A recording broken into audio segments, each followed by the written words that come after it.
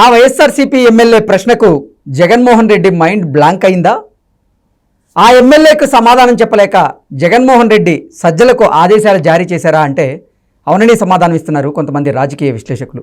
ఇక ఇదే అంశానికి సంబంధించి మనతో మాట్లాడేందుకు ప్రముఖ రాజకీయ విశ్లేషకులు రాజేష్ అప్పసాని గారు మనతో ఉన్నారు. సార్తో మాట్లాడు. సార్ నమస్తే అండి. నమస్తే సార్, వైఎస్ఆర్సీపీ ఎమ్మెల్యే వేసినటువంటి ప్రశ్నకు జగన్మోహన్ రెడ్డి మైండ్ బ్లాంక్ అయిందని, ఆయన సమాధానం చెప్పలేక సజ్జలను ఆదేశించారంటూ కూడా ఒక వార్త బయటకు వచ్చింది. ఆ చిత్తూరు జిల్లాకు సంబంధించినటువంటి ఒక దళిత వైఎస్ఆర్సీపీ ఎమ్మెల్యే, మీరు సామాజిక న్యాయం అని చెప్తారు, నాకు చేసేటువంటి సామాజిక న్యాయం ఇదేనా అంటూ జగన్మోహన్ రెడ్డిని ప్రశ్నించారని, రెడ్లు తప్పు చేస్తే దళితుడినైనటువంటి నన్ను మీరు శిక్షిస్తున్నారు, ఇది ఎంతవరకు కరెక్ట్ అంటూ ఆయన ప్రశ్నించారని, ఆ ప్రశ్నకి జగన్మోహన్ రెడ్డి సమాధానం చెప్పలేక నీళ్లు మింగాడంటూ కూడా ఒక వార్త బయటకు వచ్చిన నేపథ్యంలో ఏంటి సార్ ఈ అంశాన్ని మనం ఎలా చర్చించుకోవచ్చు? పాలకుడుగా జగన్మోహన్ రెడ్డి గారు ఆయన మైకి దొరికిన ప్రతి సందర్భంలో కూడా ఆయన ఏం ప్రస్తావిస్తారు అంటే, నా ఎస్సీలు, నా ఎస్టీలు, నా బీసీలు, నా మైనారిటీలు, నా నా నా అని చెప్పని ప్రస్తావిస్తూ ఉంటారు. అది విన్న జగన్మోహన్ రెడ్డి గారు వైఖరి గురించి తెలియని, అసలు రాజకీయాల గురించి అవగాహన లేని వాళ్ళు ఏమనుకుంటారంటే, ఆహా ఈయన కదా ముఖ్యమంత్రి అంటే, ఇవాళ ప్రతి వర్గాన్ని నా సొంత కుటుంబ సభ్యుల్లాగా భావిస్తున్నాడు అని చెప్పని ప్రజలు ఆపోహపడే అవకాశం ఉంటుంది. ఆపోహపడే అవకాశం, ఎందుకంటే వాస్తవం అది కాదు. వాస్తవం పూర్తి విరుద్ధంగా ఉంది. ఈ నా అని ఇక్కడి నుంచి చెప్పే జగన్మోహన్ రెడ్డి గారు, ఆయన ఇక్కడ ఉన్నది మాత్రం వేరే. ఇక్కడ వేరే ఉంది కాబట్టే ఇక్కడ నుంచి నిత్యం అది ప్రస్తావిస్తూ ఉంటారు. ప్రజల్ని నేను ఎల్లకాలం మెస్మరైజ్ చేయగలను, నేను మ్యానిపులేట్ చేయగలను, నా మాటల ప్రభావంతో ప్రజలు ఎప్పుడూ మోసపోతారు అని చెప్పని 2019కి ముందు జగన్మోహన్ రెడ్డి గారు చెప్పిన ప్రతి మోసపు మాటల్ని ప్రజలు నమ్మారు. ఇవాళ పాలకుడు ఆయన వ్యవహార శైలి ఏంటి అనేది 4 సంవత్సరాల 7 నెలల 3 రోజులుగా ప్రజలు ప్రత్యక్షంగా చూస్తున్నారు, అనుభవిస్తున్నారు. ఇప్పుడు ఇంకా కూడా ఆయన ఆ మైకి తీసుకొని ఉపన్యాసాలు చెప్తే ఆ ఉపన్యాసాల ప్రభావంలో, ఆ ప్రచారంలో పడిపోవడానికి ప్రజలు సిద్ధంగా లేరు. అదే అంశం నిన్న చిత్తూరు జిల్లాకు సంబంధించిన దళిత శాసనసభ్యుడి రూపంలో మరొకసారి స్పష్టమైంది. వైసీపీ పార్టీలో అసలు వాస్తవంగా ఈ ప్రభుత్వ హయాంలో దళితుల స్థితిగతులు ఎట్లా ఉన్నాయి అనేది, రాష్ట్ర వ్యాప్తంగా ఎటువంటి సంక్షోభ పరిస్థితులు ఎదుర్కొంటున్నారు అనేది జగన్మోహన్ రెడ్డి గారికి సూటిగా, స్పష్టంగా, నిర్మోహటంగా ప్రశ్నించిన ఆ దళిత ఎమ్మెల్యే స్పష్టం చేశారు. ఎందుకనంటే ఇక్కడ దీంట్లో కీలకంగా ఉన్న అంశం ఏంటి అంటే, ఇప్పుడు జగన్మోహన్ రెడ్డి గారు అభ్యర్థిత్వాల ఖరారు, మార్పు చేర్పులు, రకరకాల ఎక్సర్సైజ్లు చేస్తున్నారు కదా. ఈ ప్రాసెస్లో భాగంగా చిత్తూరు జిల్లాకు సంబంధించిన ఒక దళిత శాసనసభ్యుడిని ఆయన మార్పు చేయడానికి ఒక నిర్ణయం తీసుకొని ఆ అంశం ఆయనకి నచ్చజెప్పడం కోసం ఆయన పిలిచారు. పిలిచినప్పుడు వాళ్ళిద్దరి మధ్య జరిగిన సంభాషణ ఏంటి అంటే, నువ్వు మంచివాడివే కానీ నీ పట్ల కొంత వ్యతిరేకత ఉంది కాబట్టి రేపు మళ్ళీ తిరిగి మన ప్రభుత్వం అధికారంలోకి వచ్చినాక నీకు వేరే ప్రత్యామ్నాయ అవకాశం ఏమైనా కల్పిస్తా, ప్రస్తుతం వేరే అభ్యర్థిని ప్రతిపాదిస్తున్నా అని చెప్పారు. ఆయన సూటిగా జగన్మోహన్ రెడ్డి గారిని అడిగారు, నా పట్ల వ్యతిరేకత ఎందుకు సార్, నేను చేసిన తప్పేంటి, నా నియోజకవర్గంలో నేను పెత్తనం చేయలే, పెత్తనం చేసింది ఇదిగో మీ దగ్గర కూర్చోనని ఈ పెద్దరెడ్లు, వాళ్ళు ఏది చెబితే అది తూచా తప్పకుండా పాటించాల్సిన స్థితి నాది. నేను వాళ్ళు ఇచ్చిన ఆదేశాలు పాటించా, వ్యతిరేకత వస్తే వాళ్ళు బాధ్యులు, దానికి పాటించింది నేను కాదు.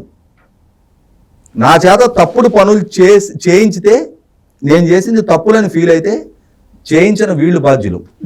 జగన్మోహన్ రెడ్డి గారు పక్కనే ఉన్నారు ఆ చిత్తూరు జిల్లాకు సంబంధించిన పెత్తందారి రెడ్లు. జగన్మోహన్ రెడ్డి గారు వాళ్ళ వైపు చురుక చూశాడు.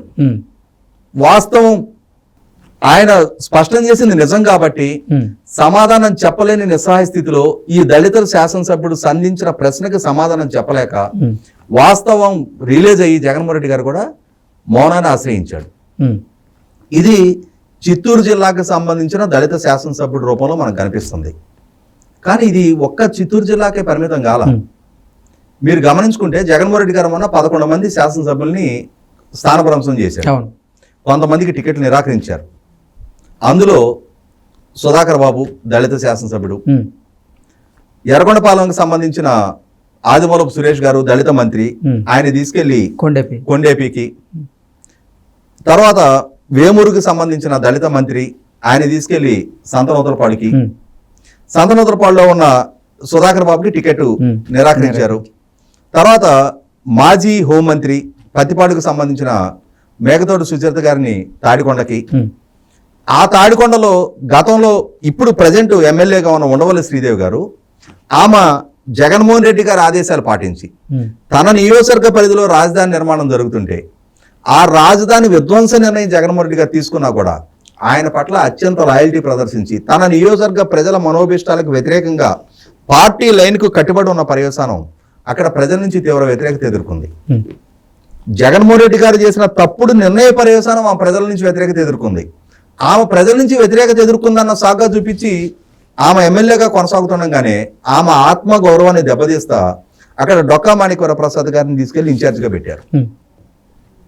పెట్టితే వైపు కొనసాగించావా? కొద్ది రోజుల తర్వాత డొక్కా మాణిక్య ప్రసాద్ గారు, ఆయన ఒక దళితుడే, ఆయన మాజీ మంత్రి, డబుల్ ఎంఏ చేస్తున్న ఉన్నత విద్యావంతుడు, ఉండవల్లి శ్రీదేవి గారు డాక్టరు. వాళ్ళిద్దరిని, ఇద్దరు ఉన్నత విద్యావంతులకి దళితులుగా అయినందుకు వాళ్ళ పట్ల ప్రదర్శించిన వివక్ష ఏంటయ్యా అంటే ఈ డొక్కా మాణిక్య ప్రసాద్ గారిని తప్పించి కత్తెర సురేష్ గారు అని చెప్పని ఇంకొక ఆయన తీసుకొచ్చి పెట్టారు. ఆయన గడప గడపకు మన ప్రభుత్వం అనే కార్యక్రమం కోసం పాదయాత్ర చేసి గ్రామ గ్రామం తిరిగాడు. మళ్ళీ ఆయన తప్పించి ఇప్పుడు మేకతోటి సుచరిత గారిని తీసుకొచ్చి పెట్టారు. అంటే ఒక టెన్యూర్లో ఒక ఎమ్మెల్యే కొనసాగుతుండగానే ఆమెను కాదు అని ముగ్గురిని మార్చారు ఇప్పటికి. ఆమె కాక ఇది దళిత నియోజకవర్గాల్లో దళిత శాసనసభ్యులకి జగన్మోహన్ రెడ్డి గారి ప్రభుత్వంలో దక్కుతున్న గౌరవం, మర్యాద, ఆదరణ. దానికి ఆయన మైకు దొరకగానే నా ఎస్సీలు అంటాడు. ఇవాళ ఒకసారి గమనించుకుంటే రాష్ట్ర వ్యాప్తంగా వివిధ నియోజకవర్గాలకు సంబంధించిన అభ్యర్థుల మార్పు చేర్పులు జరుగుతున్నాయి. ఈ మార్పు చేర్పులు జరుగుతున్న సందర్భంగా జగన్మోహన్ రెడ్డి గారు పాటిస్తున్న విధానం ఏంటంటే, అంటే ఆయన పాటిస్తున్న సామాజిక న్యాయం ఏంటంటే అంటే జగన్మోహన్ రెడ్డి గారి ప్యాలెస్లో జగన్మోహన్ రెడ్డి గారు, సజ్జల రామకృష్ణారెడ్డి గారు, వైవి సుబ్బారెడ్డి గారు, విజయసాయి రెడ్డి గారు, మిథున్ రెడ్డి గారు, ఈ 5గురు పార్టీ ప్రతినిధులు. వీళ్లకు తోడు ధనుంజయ రెడ్డి గారు అని చెప్పని ఆరో రెడ్డి గారు, ఆయన ఐఏఎస్ అధికారి. వీళ్ళ 6గురు కలిపి శాసనసభ్యుల భవితవ్యం తేలుస్తున్నారు. అసలు ఐఏఎస్ అధికారికి ఏం సంబంధం? ఆయన కొన్ని ఏకైక క్వాలిఫికేషన్ ఏంటి అంటే ఆ ధనుంజయ రెడ్డి అయి ఉంటాం. వీళ్ళ 6గురు కలిపి ప్యాలెస్ లోపల ఉంటారు. మిగిలిన శాసనసభ్యులు చేతులు కట్టుకొని బయట నిలబడి ఉంటారు. ఇది జగన్మోహన్ రెడ్డి గారు పాటిస్తున్న సామాజిక న్యాయం. ఇంకొక అంశం ఇవాళ మనకి వార్తాపత్రికల్లో ఒక ఫోటో సర్క్యులేట్ అవుతుంది. నిన్న కొత్త సంవత్సరం సందర్భంగా జగన్మోహన్ రెడ్డి గారు కేక్ కటింగ్ చేశారు. రాష్ట్ర ప్రజలకి న్యూ ఇయర్ శుభాకాంక్షలు చెప్పారు. ఆ ఫోటోలో ఉన్న నలుగురు ఎవరెవరు? ముఖ్యమంత్రి జగన్మోహన్ రెడ్డి గారు, చీఫ్ సెక్రటరీ జవహర్ రెడ్డి గారు, డీజీపీ కసిరెడ్డి రాజేంద్రనాథ్ రెడ్డి గారు, ఈ ధనుంజయ రెడ్డి గారు. ఇంకా వేరే ఎవరు లేరు. ఇక వేరే వారితో అవసరం లేదు. ఈయన మైకి దొరికిన ప్రతి సందర్భంలో నా నా నా అని చెప్పని అసలు అంటే అందరినీ నేను ఓన్ చేసేసుకున్నా అని చెప్పని ఇక్కడి నుంచి మాట్లాడుతూ ఉంటారు. హృదయాంతరాలలో ఉన్నది ఏంటయ్యా అంటే ఇక్కడ స్పష్టమవుతుంది.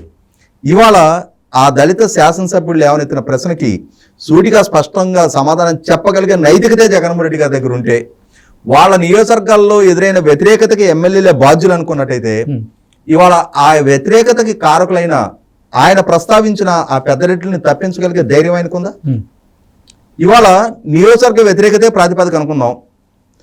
3 పట్టభద్రుల నియోజకవర్గాల్లో ఎమ్మెల్సీకి సంబంధించి తెలుగుదేశం పార్టీ గెలిచింది.